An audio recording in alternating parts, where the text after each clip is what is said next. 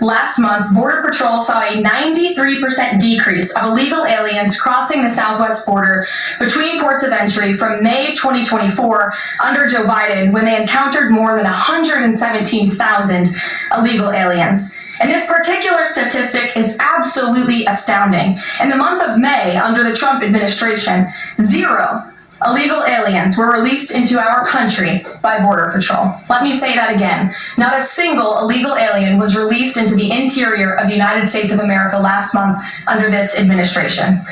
Let's contrast that to Joe Biden's failed leadership, where immigration officers were wasting their finite time and resources processing dangerous illegal aliens for release into the United States. President Trump immediately terminated that reckless Biden-era practice that undermined the rule of law, jeopardized public safety and our national security, and diverted critical resources away from stopping deadly drugs and violent criminals from entering our country. That's the reason why not a single illegal alien was released into the interior of the United States in the month of May. And as a result, we now have a border that is reaching unprecedented levels of operational success. The efforts by President Trump to stop the illegal immigrant invasion and secure the border in this short amount of time represent one of the greatest achievements by a presidential administration in the history of our great country. With illegal entries being overwhelmingly halted, the Trump administration is dramatically ramping up efforts to arrest and deport all of the millions of criminal illegal aliens that Joe Biden let into our country over the past 4 years. President Trump has directed all of our ICE officers to do everything in their power to carry out the single largest mass deportation operation in history. Illegal criminals who are hiding in America's largest so-called sanctuary cities will be increasingly targeted for removal. Radical Democrats will no longer be allowed to shelter illegals who threaten public safety as part of their cynical efforts to expand political power, drain the American taxpayer, and artificially lower wages and steal American jobs. ICE officers are courageous heroes, upholding the rule of law and keeping our citizens safe. And they have the full and unwavering support of this president. In economic news, President Trump's pro-growth agenda is delivering for the American worker. Through the first 5 months of the Trump administration, real blue-collar wages are up nearly 2%. It's the strongest growth in nearly 60 years and a stark contrast from the negative wage growth seen during the first 5 months of the Biden administration. America is quickly returning to the successful formula of the first Trump administration: low inflation and rising wages. Once the big, beautiful bill is passed, this positive trend will only accelerate. Senate Republicans are continuing to push this critical legislation forward. The One Big Beautiful Bill will drive growth and supercharge the American economy. The Council of Economic Advisors found that the One Big Beautiful Bill will raise take-home pay by nearly $14,000 for a year for the average family of 4. The CEA also found that the One Big Beautiful Bill will increase wages as much as $11,000 for the average worker in America. The One Big Beautiful Bill expands the child tax credit and makes it permanent for more than 40 million families with children. And the bill will deliver no tax on tips, no tax on overtime, and substantial tax cuts for our incredible seniors. Simply put, the One Big Beautiful Bill is a massive win for middle-class Americans. When nearly 80 million Americans sent President Trump back to this White House, they were doing so expecting these popular policies to be enacted. Republicans in Congress have a mandate to deliver, and President Trump demands they send this historic bill to his desk for signature by Independence Day, July 4th. The American people are fully behind President Trump. According to brand new polling from Insider Advantage, a clear 54% majority of Americans approve of the job President Trump is doing. That's because this president is keeping his promises and taking action every day to improve their lives. And passing this bill will help fulfill a number of President Trump's core campaign promises. Now, regarding the ongoing situation in Iran, I know there has been a lot of speculation amongst all of you in the media regarding the president's decision-making and whether or not the United States will be directly involved. In light of that news, I have a message directly from the president, and I quote, "Based on the fact that there's a substantial chance of negotiations that may or may not take place with Iran in the near future, I will make my decision whether or not to go within the next 2 weeks." That's a quote directly from the president for all of you today. So we'll kick it off for questions here in our new media seat. We have Eli Lake from the Free Press. Eli, go ahead. Thanks so much for having us. Thank you. Free Press. The decision to extend the, delay in enforcing the TikTok ban. Sure.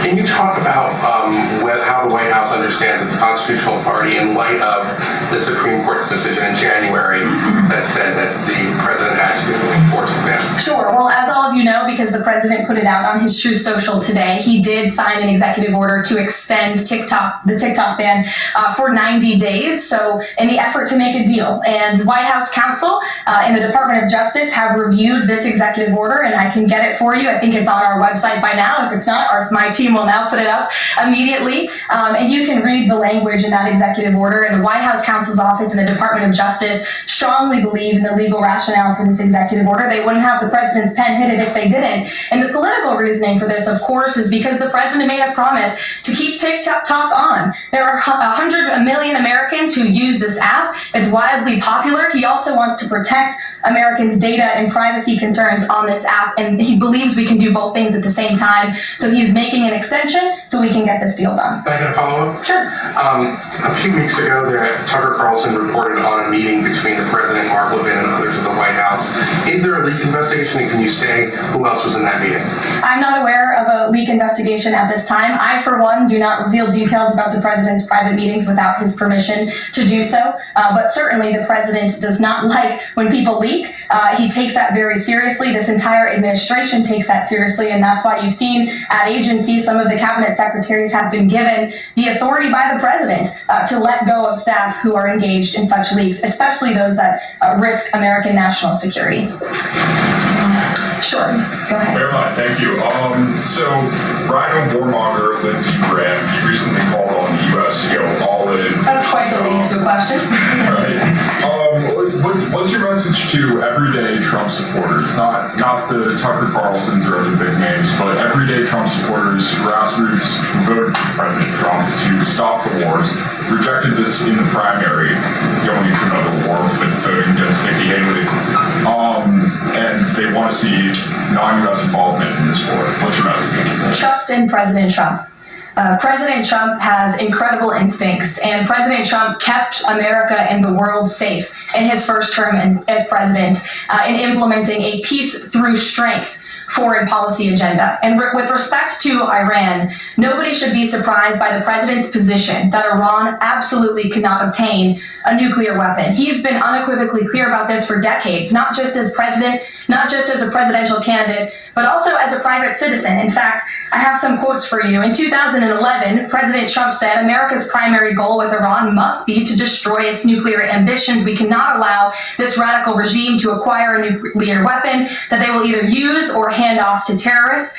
In 2015, the president said the problem is that Iran poses an existential threat to Israel, our Middle Eastern allies, and the United States. And of course, the president has repeated that in his first term as president and his second term as president as well. That's why he was adamantly opposed to the disastrous Iranian nuclear agreement that was implemented by President Obama. And it's why he has given great latitude and given a lot of effort to achieving a diplomatic solution. But he's been very clear. Iran wait for 60 days when he gave them that 60-day warning without coming to the table. On day 61, Israel took action against Iran. And as I just told you from the president directly, he will make a decision within 2 weeks. Sure. Go ahead, Natalie. Thanks, Caroline. Can you confirm whether Steve Witkoff has been in touch with the Iranian foreign minister? And does Witkoff plan to go to Geneva tomorrow for talks? I am not tracking that on Mr. Witkoff's travel schedule, but I can certainly check in with him to be sure. As for correspondence between the United States and the Iranians, I can confirm that correspondence has continued. As you know, we were engaged with 6 rounds of negotiations with them in both indirect and direct ways. Thanks, Ty. Just to clarify the president's statement just now, when he says that he'll make a decision in the next 2 weeks, is he saying that if Iran does not come back to the negotiating table within the next 2 weeks, that the president will strike? The president is saying that he will make a decision whether or not to go within the next 2 weeks. It's very clear and direct. And is he seeing any signs of progress? He obviously is holding out hope for negotiations, but is he seeing any inklings of progress that give him that hope that talks are still possible? Well, that's why he said in the statement that I just read for all of you, based on the fact that there's a substantial chance of negotiations that may or may not take place with Iran in the near future, he will make that decision within the next 2 What weeks. makes him think there's still a substantial chance, is my question. I'm not going to get into the reasoning and the rationale. The president believes that, but that's his position, and he will make a decision within the next 2 weeks. Caroline. Sure. Thanks, Caroline. President Trump has said previously in regard to Russia, he's used this phrase about 2 weeks several times in terms of like, we expect like a 2-week deadline and then you get another 2-week deadline. How can we be sure that he's going to stick to this one on making a decision on Iran? Well, in those deadlines, as you've seen in respect to Russia, Ukraine, might I add, these are two very different, complicated global conflicts, as you know, that the president inherited from our previous incompetent president and the weakness of the previous administration. And the president has spent a tremendous amount of time and effort cleaning up these crises that were caused by the last administration's just complete dereliction of duty on the world stage and American weakness. Now we have American strength again. With respect to Russia and Ukraine, because of that American strength and the president's leadership, we have seen these two sides engage in direct negotiations. And the last time the president said 2 weeks, you saw Russia and Ukraine have direct negotiations for the first time in years. And so the president is always interested in a diplomatic solution to the problems and the global conflicts in this world. Again, he is a peacemaker in chief. He is the peace through strength president. And so if there's a chance for diplomacy, the president's always going to grab it. But he's not afraid to use strength as well, I will add. Francesca. Thanks, Caroline. What exactly would a deal with Iran need to entail? No enrichment of a uranium, and it would absolutely not, Iran is not absolutely not able to achieve a nuclear weapon. The president has been very clear about that. And by the way, the deal that Special Envoy Witkoff proposed to the Iranians was both realistic and acceptable within its terms. And that's why the president is sent that deal to them. To follow up on what you told Natalie, are the talks that the United States is currently having with Iran direct, or are those through intermediaries? And if so, which countries are acting as the intermediary right now? Out of respect for the ongoing discussions and negotiations, I am not going to get into the details of them. We've provided you confirmation for now. Go ahead. Sure, and then behind you too. Thanks. Sorry. On the topic of negotiations and talks, does the president have any hopes or specific expectations for the talks tomorrow between European foreign secretaries and their Iranian counterpart? Well, certainly the entire world is on the president's side when it comes to the fact that Iran cannot obtain a nuclear weapon. This is something that pretty much all of humanity, except for the Iranian terrorist regime themselves, agree upon. And so the president expects that Europe will deliver that message directly to the Iranians. Why does President Trump believe that this 90-day extension on TikTok will provide more runway perhaps than the previous extensions that haven't led to an adjustment deal? Because it's more time to make a good deal. Simple question. Dasha? Thank you so much. I know that things are going day by day right now. The president wants maximum optionality. Is the possibility of the U.S. getting involved in regime change in Iran at all on the table at this point? The president's top priority right now is ensuring that Iran cannot obtain a nuclear weapon and providing peace and stability in the Middle East. On Medicaid, Caroline, the Senate put forward Medicaid provisions, particularly a lower cap on state provider taxes that hospitals have said would lead to mass closures, particularly in rural communities. Is the president willing to sign a bill that includes those provisions that Republican senators like Josh Hawley say will lead to hospital closures? Out of respect for the ongoing discussions that the White House is very much actively involved in with our friends in the United States Senate, I won't comment on that specific provision. Look, the bill hasn't been sent to the president's desk yet. There's more room for change. The president, for one, I will reiterate, has been very clear on his priorities with respect to Medicaid. He wants to see waste, fraud, and abuse ridden from the system to protect it for tax-paying citizens who deserve those much-needed benefits. He wants to prioritize the sick, the needy, the poor, poor in this country who deserve those benefits, not the 1.4 million illegal aliens who are receiving them. And he wants to make sure this one big beautiful bill kicks those illegal aliens off of this program to preserve it and protect it and strengthen it for the American people. And the president has been very clear in that message to his friends in the Senate. Jackie. Thank you, Caroline. Sure. Logistically, if the Iranians were getting to Geneva, does that mean they found a way to get to the White House? I am not going to get into hypotheticals, but as you heard from the president yesterday, they have expressed interest in doing so. There's a lot of pressure on the president to come to the aid of Israel. There's a lot of pressure on him to finish the job with force. How is he balancing the concern that if he doesn't choose to do that, that it would send a message to Xi Jinping about the U.S. commitment to Taiwan? Well, the president enjoys a very respectful and cordial relationship with China's president. He has long maintained that, even in his first term. And China and the United States share many strategic interests, both in terms of economics and also, of course, global affairs and foreign policy as well. However, when it comes to balancing these different viewpoints, the president is balancing a lot of viewpoints, and he is listening not just to other world leaders, but to his advisors and to people here in the country and the American people too. And I think that's what makes this president such a great leader, is his ability to listen and make a good decision on behalf of the American public based on his instincts and his experience. Don't forget, this is a president who was here before, and the world was a much more peaceful and stable place when he left office than when he came back in after the past 4 years of complete incompetence by the previous president. Philip, go ahead. Thank you, Caroline. Two quick questions. When the president says Iran is very close to a nuclear weapon, is he relying on U.S. intelligence or intelligence sharing from an ally to make that assessment?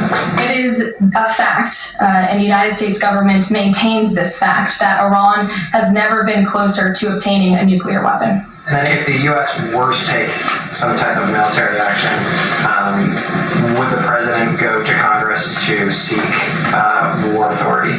I'm not going to engage in hypotheticals. I gave you the statement from the president. He'll make a decision within 2 weeks. Thank you, Carol. Sure. Go ahead. Thanks, Caroline. Mary and then Elizabeth. Two questions, one on Iran and then the second on something President Crockett said this morning. So given that we know the Iranian government did order an operative to assassinate the president, is there concern that Iran might respond with non-traditional military ways to some kind of strike on Iran, such as another assassination attempt? And has the Department of Justice looked into this last attempt on the president's life? I believe Secret Service and the FBI have looked into the 2 assassination attempts that took place against the president, both of which were sad days in our nation's history.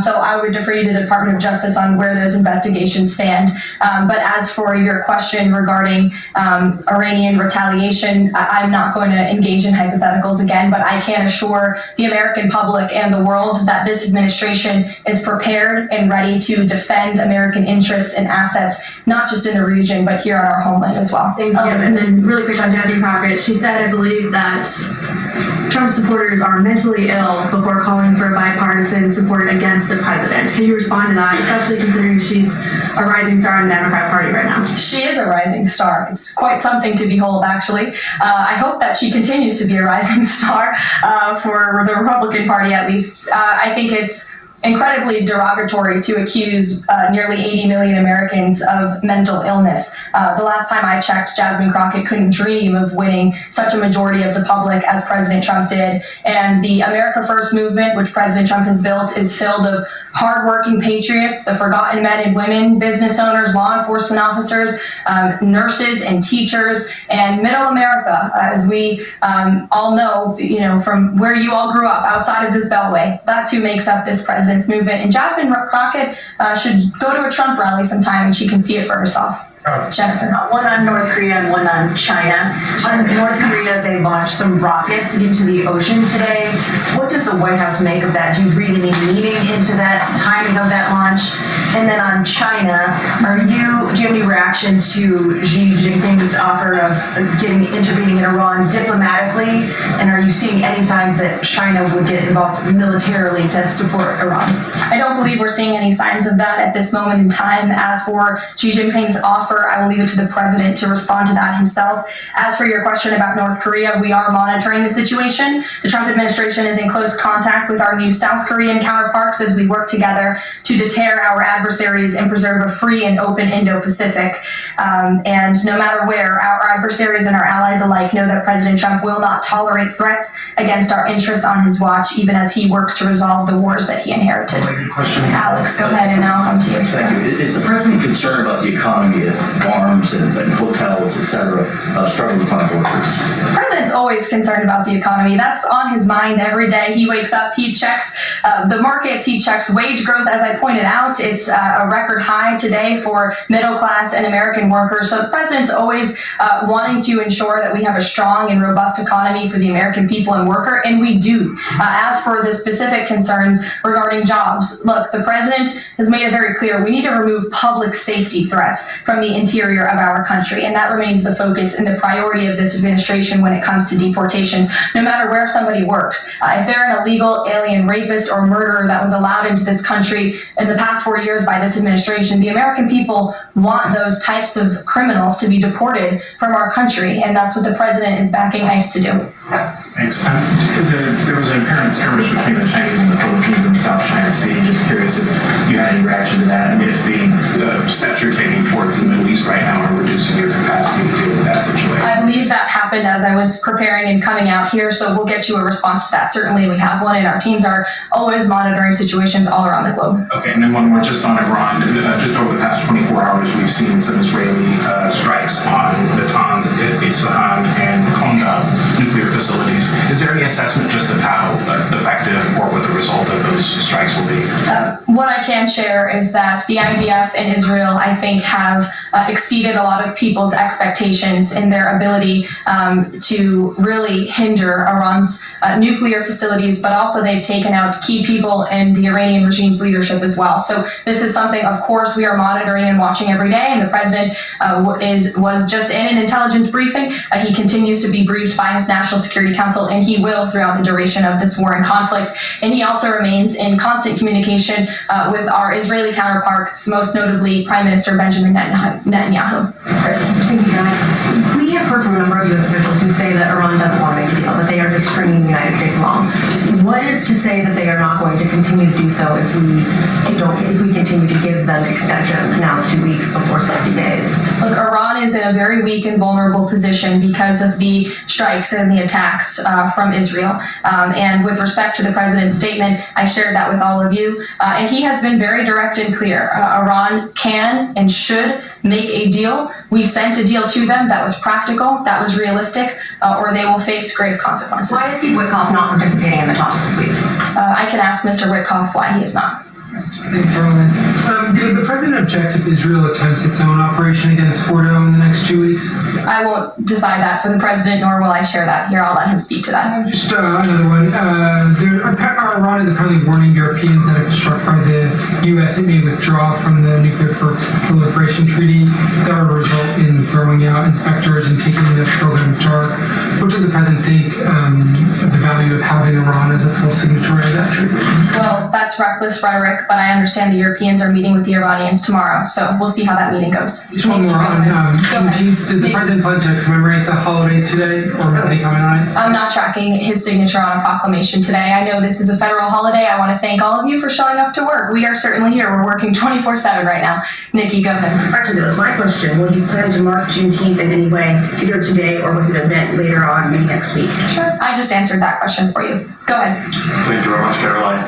The fact that this president is giving some time and space for diplomacy another 2 weeks, does it mean that the president is trying his best to avoid a direct conflict with Iran?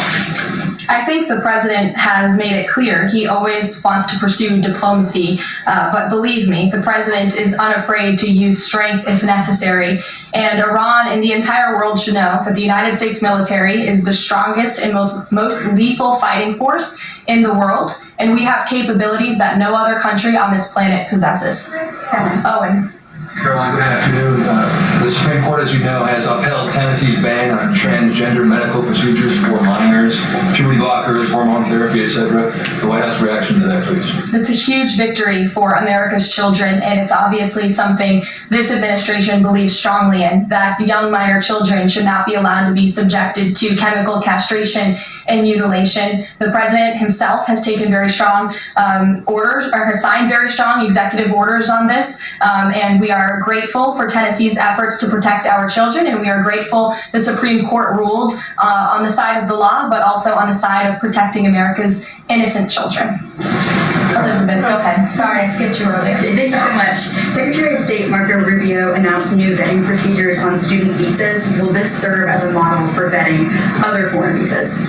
For all foreign visas, yes. As you know, the president signed an executive order, I think it was one of the first he signed in the first week, to strengthen our vetting requirements and our vetting system here in the United States for all visas. He directed the Secretary of State to do that. There was a pause in some of that vetting, as you all know, recently, especially with respect to students from some certain countries, but the vetting has continued and it's stronger than ever before. As for specifics on how the vetting process has changed, I would defer you to the Department of State. As you know, they're in charge of things like that. Thank you. To what extent is this 2-week delay with Iran the result of interventions by the likes of Tucker Carlson, Marjorie Taylor Greene, or the entreaties of European leaders who want a de-escalation? Look, the president hears all voices across the country and he makes decisions based on his instincts. And he has always said diplomacy is his first option. And is he still planning to attend the NATO